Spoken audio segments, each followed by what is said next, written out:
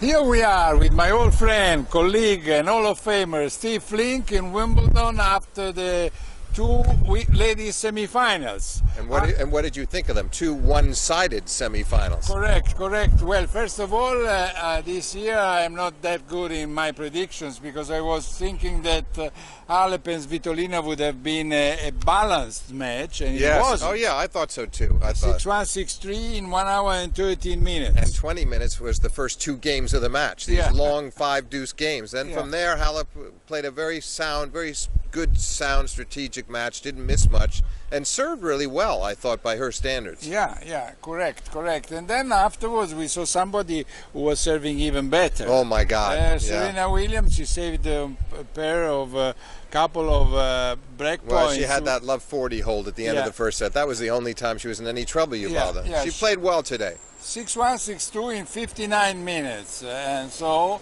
she has a good chance to play for her 24th slam. What do you think? I think that unless she is all full of anxiety, it has a nervous attack, something. I mean, I think she's going to win. However, it'll be much tougher than today.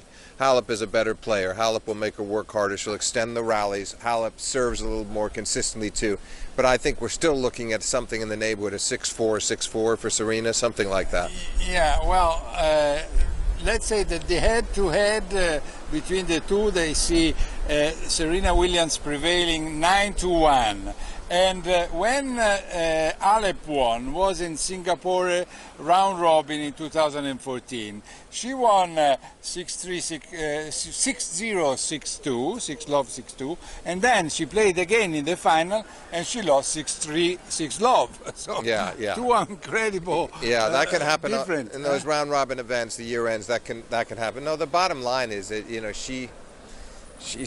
she's going to be overpowered. I don't think she'll be overwhelmed. I think she can handle the occasion. She's won the French. She knows what she's doing in major finals now, so that part is good. She won't be nervous, but she'll be overmatched, I think. And Serena, both on the return of serve and the first serve, is going to be too much for her. Don't you think that'll be the key? I think so too.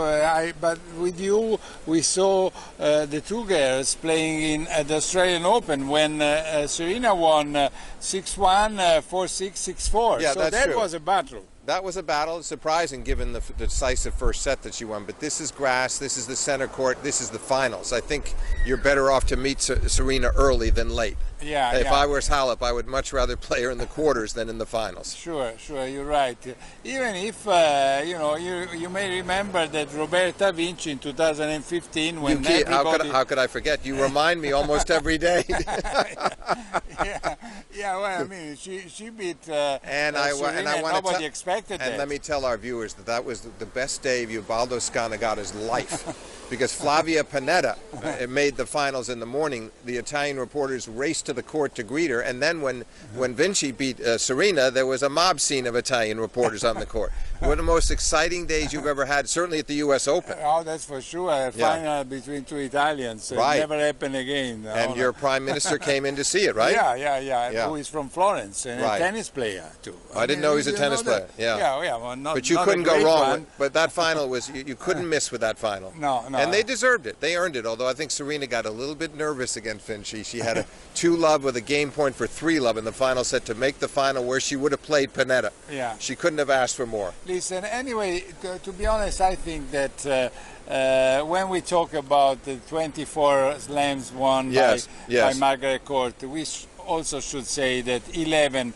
were won in Australia, where not many people were competing. No, and in fact, I once had an interesting interview with her about this, and she wasn't happy with me for pointing that out. She said, well, no, you don't understand. Maria Bueno would come here and play.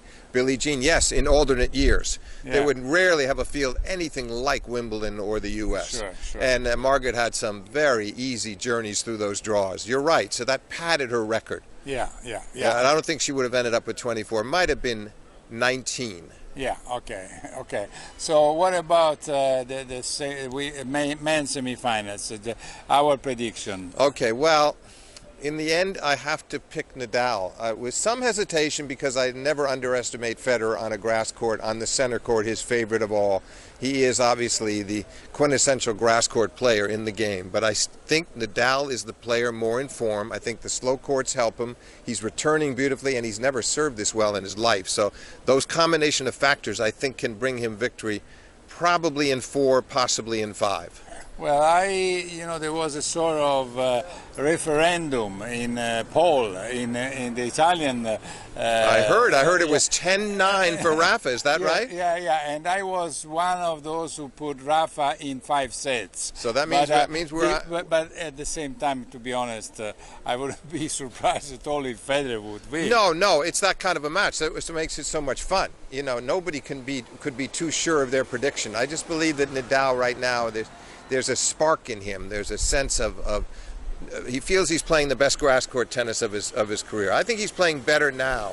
Forget that we asked him about it. Forget about the fact that you're not going to be as quick or cover the court the way you did when you were in your low 20s. Sure. But his game, his return to serve, his backhand, all decidedly better than they were when he won the title in 2008 and 2010. Yeah, at the same time, I see also Federer playing very, very well. Federer has done some things better now, too. He believes, as he told you yesterday, that he's serving better than he did then. I agree with that. His backhand is better than it was then. So they both, there's no doubt, each of them has made technical improvements, even if they're a bit slower a foot than they were. You don't see it much, though, Ubaldo. They still cover the court, both of them, remarkably well. Yes. And also Steve Flink covers these meetings between me and you quite well. See you tomorrow from Wimbledon. All right.